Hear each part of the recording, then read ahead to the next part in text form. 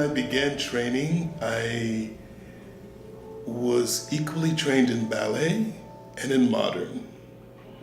And the architecture and geometry and the grandness of ballet was attractive to me.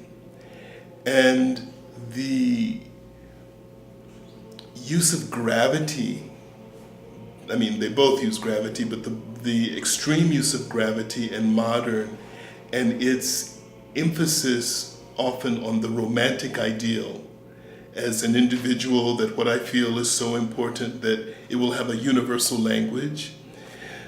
And then the classical ideal being that the individual doesn't matter. What matters is the community and balance and symmetry, and that will be good for all.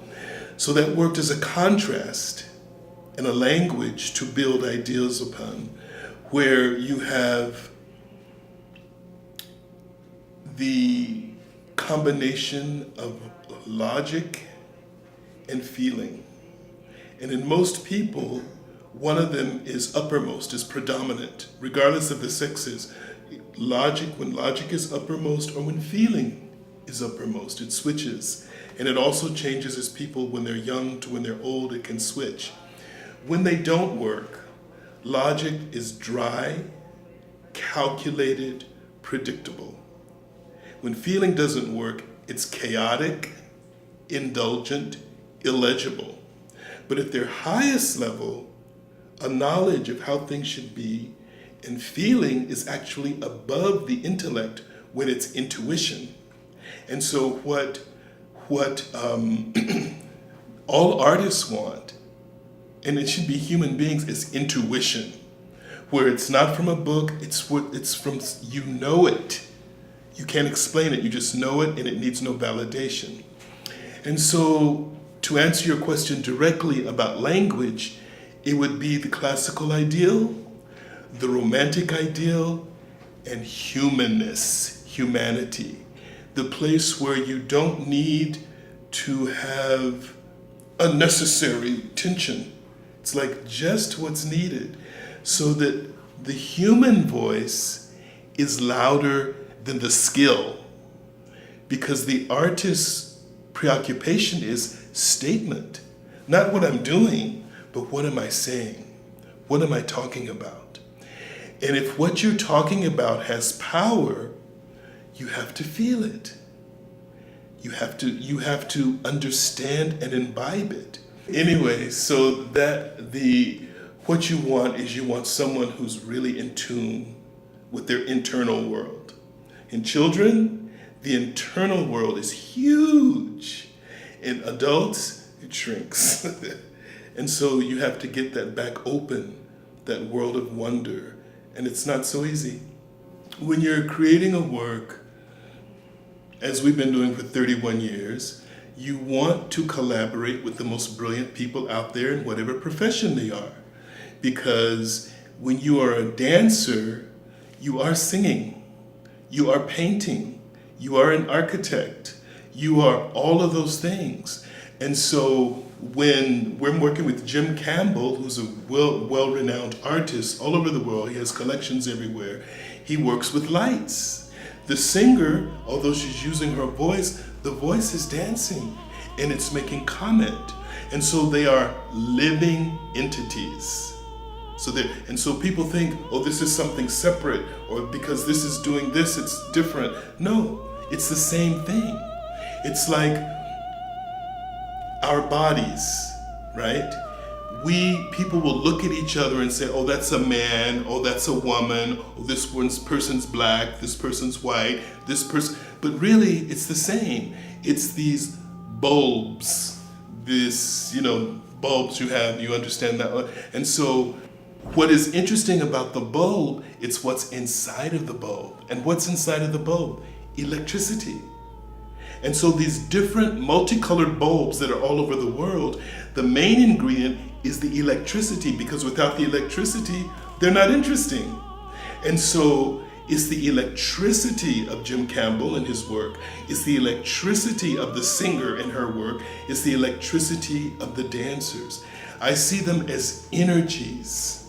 I've met great speakers, I've met politicians, I've met great minds. So I said, yeah, let's do a collaboration together.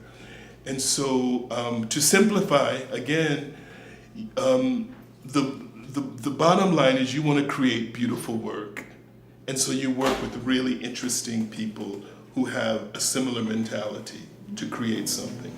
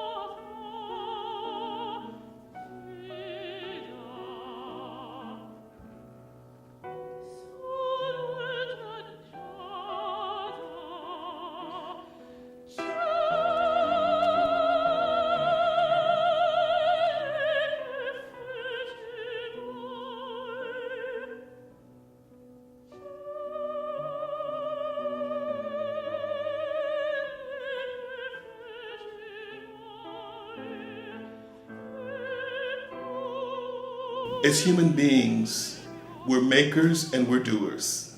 That's what we do. We make things, we do things. Anything that is poorly made is the absence of art. Art is not there. If you, in an education, if art is absent, even if you're teaching math from a purely dry clinical place, there is another way to approach math that is artistic. To put it more simply, in every discipline, there's the esoteric and the exoteric. Just like in all religions, there's the esoteric and the exoteric. With yogi, with Hinduism, it's the yogi. In Judaism, it's the Essene. In Islam, it's the, what do you call it? The Sufi. And so in Christianity, it's the saints, los santos. Not the regular folks who are in their dogma, it's the people who are in it. You know, who are really in it. They're not talking about it, they're living it. And so in that same way, if you have a child and you're not giving them the education of art, which is another way to view the world, you're robbing them, you're stripping them. Why is that a tragedy? Because children are brilliant. They have intuition and their internal world is huge. It's not small. And so what happens is when children are educated, they usually are stripped.